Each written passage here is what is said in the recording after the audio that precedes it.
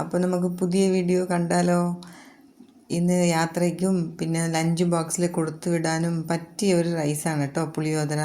അപ്പോൾ ഇതിൻ്റെ ഉള്ള മെഷർമെൻറ്റ്സ് ഞാൻ ഡിസ്ക്രിപ്ഷൻ ബോക്സിൽ കൊടുക്കാം.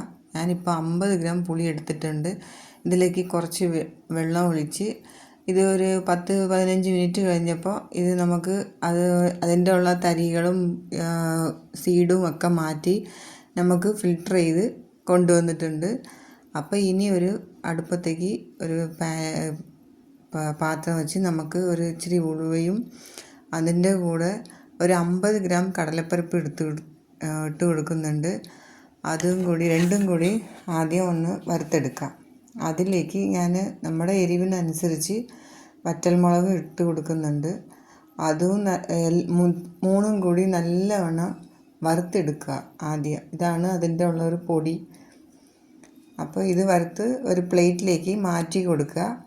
അത് ഇച്ചിരി തണുക്കട്ടെ.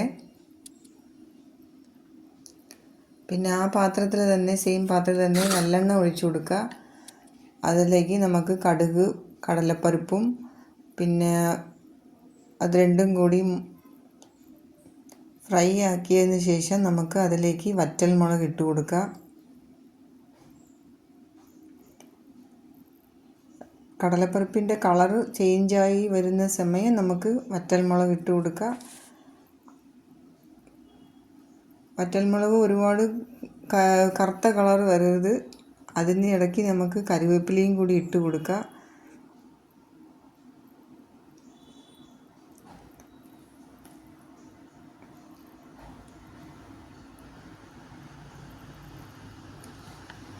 അപ്പോൾ എല്ലാം കൂടി നല്ല മിക്സാക്കി എടുത്തതിന് ശേഷം നമുക്ക് ഇതിലേക്ക് നമ്മൾ അരിച്ച് മാറ്റി വെച്ച ഈ പുളിവെള്ളമില്ലേ അത് ഇതിലേക്ക് ഒഴിച്ചു കൊടുക്കാം. ഞാൻ സ്റ്റൗ ലോ ഫ്ലെയിമിലാണ് വെച്ചിട്ടുള്ളത്.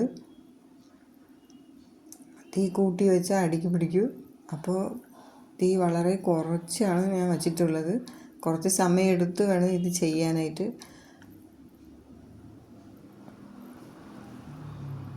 അപ്പോൾ അത് അവിടെ നിന്ന് തള വരട്ടെ.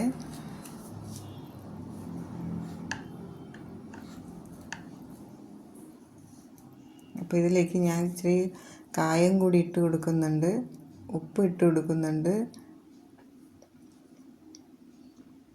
കുറച്ച് മഞ്ഞൾപ്പൊടി ഇട്ട് കൊടുക്കുന്നുണ്ട്,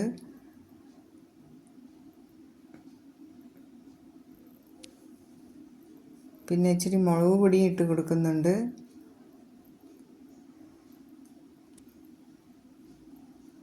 അപ്പോൾ ഇനി എല്ലാം കൂടി നല്ല മിക്സാക്കി അത് അവിടേക്ക് വയ്ക്കാം.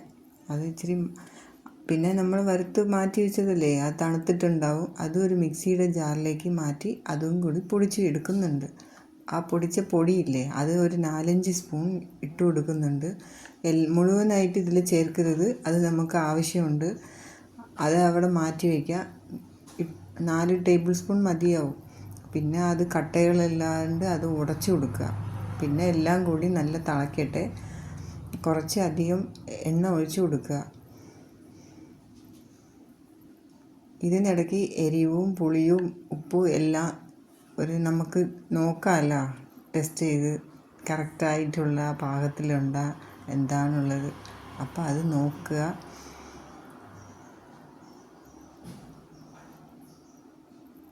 എരിവോ പുളിയോ ഉപ്പോ വേണമെങ്കിൽ നമുക്ക് അതിലേക്ക് ചേർത്ത് കൊടുക്കുക. അപ്പോൾ എനിക്ക് ഉപ്പിൻ്റെ കുറവുണ്ടായിരുന്നു. ഞാൻ അതിലേക്ക് ഉപ്പ് ചേർത്ത് കൊടുക്കുന്നുണ്ട്.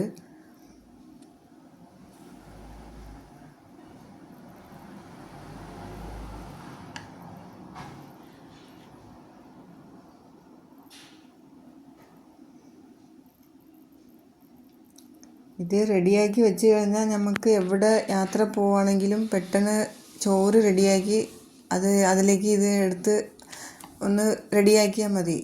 കൊണ്ടും പോകാം. പിള്ളേർക്ക് ലഞ്ച് ബോക്സിൽ കൊടുത്തും വിടാം. ഉച്ചയ്ക്ക് നല്ല ടേസ്റ്റാവും ഉണ്ടാവും. എപ്പോഴും ചോറും കറിയും കൊടുക്കുന്നതിനും പകരം ഈ ഒരു റൈസ് ഈ പുളിയോദര മിക്സ് റെഡിയാക്കി വെച്ച് കഴിഞ്ഞാൽ പെട്ടെന്ന് അവർക്കും കൊടുത്തു വിടാം. അപ്പോൾ ഞാൻ ഇടയ്ക്കിടയ്ക്ക് ഇതിൽ ചെയ്ത് ഫ്രിഡ്ജിൽ വയ്ക്കാറുണ്ട്. അപ്പം നല്ല തള വന്നതിന് ശേഷം കളർ മാറി വരുന്നുണ്ട്. ഈ സമയം ഞാൻ ഇച്ചിരി ശർക്കര ഇട്ട് കൊടുക്കുന്നുണ്ട്. അത് ഈ പുളിയും എരിവും എല്ലാം കൂടി ഒരു ബാലൻസ് ചെയ്യാൻ വേണ്ടിയിട്ടാണ്.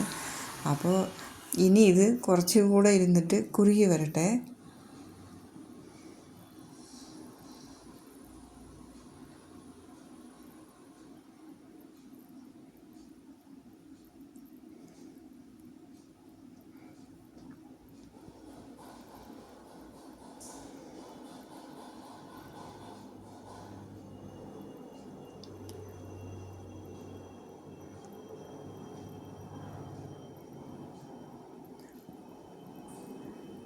അപ്പോൾ ഇത് ഇതാണ് കറക്റ്റ് ഒരു പരുവമെന്ന് പറഞ്ഞത്. എണ്ണയൊക്കെ തെളിഞ്ഞ് കറക്റ്റായിട്ട് ഇതാണ് മിക്സിയുടെ ജാറിൽ പൊടിച്ച പൊടി. ഇത് ഞാൻ ഒരു പാത്രത്തിലാക്കി വെക്കുന്നുണ്ട്. അത് ഞാൻ കാണിച്ചു തരാം ഇത് എന്തിനു വേണ്ടി എടുത്ത് മാറ്റി വെച്ചതെന്ന്. അപ്പോൾ റൈസ് നല്ല പാകത്തിൽ വെന്ത് കിട്ടിയിട്ടുണ്ട്. അപ്പോൾ ഈ ഒരു പരുവത്തിലേക്ക് എടുത്തതിന് ശേഷം നമുക്കിതിലേക്ക് ആദ്യം എണ്ണ ഒഴിച്ചു കൊടുക്കാം. അതിന് ശേഷം നമുക്ക് ആ പൊടിയില്ലേ, പൊടിച്ച പൊടി, അത് ഇതിലേക്ക് ഇട്ട് കൊടുക്കുക. ഇത് ഞാനൊരു പാത്രത്തിൽ മാറ്റി എടുത്തിട്ടുണ്ട്. ഈ പൊടിയും എണ്ണയും കൂടിയുള്ള ആ ചോറ് നല്ലവണ്ണം മിക്സാക്കി എടുക്കും. ആദ്യം ഉപ്പ് വേണമെങ്കിൽ ഈ സമയം നമുക്ക് ചേർത്ത് കൊടുക്കുക. അല്ലെങ്കിൽ റൈസ് റെഡിയാക്കുന്ന സമയം നമുക്ക് ടേസ്റ്റ് നോക്കിയിട്ട് വേണമെങ്കിൽ ഉപ്പിട്ട് കൊടുക്കുക. അപ്പോൾ ആദ്യം നമുക്ക് ഇതൊന്ന് നല്ല മിക്സാക്കി എടുക്കാം. ഇത് കഴിഞ്ഞിട്ട് നമുക്ക് ആ ഒരു മിക്സില്ലേ അതിൽ കുറച്ച് എടുത്തിട്ട് നമുക്ക് ആവശ്യമനുസരിച്ച് നമുക്ക് എടുത്താൽ മതിയല്ലോ. അപ്പോൾ ഇത് കൂടി എല്ലാം കൂടി നല്ല രീതിയിൽ മിക്സാക്കി എടുക്കുക.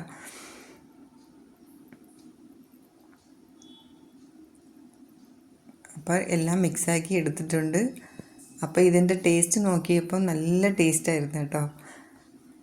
എല്ലാവർക്കും ഇഷ്ടപ്പെട്ട് നല്ല ടേസ്റ്റെന്നും പറയുകയും ചെയ്ത്. അപ്പം നിങ്ങളെല്ലാവരും ഇതുപോലെ ഉണ്ടാക്കിയില്ലെങ്കിൽ ഇതുപോലെ ഒന്ന് മെഷർമെൻറ്റ്സിൽ ഒന്ന് ഉണ്ടാക്കി നോക്കുക. എല്ലാവർക്കും നല്ല ഇഷ്ടപ്പെടും.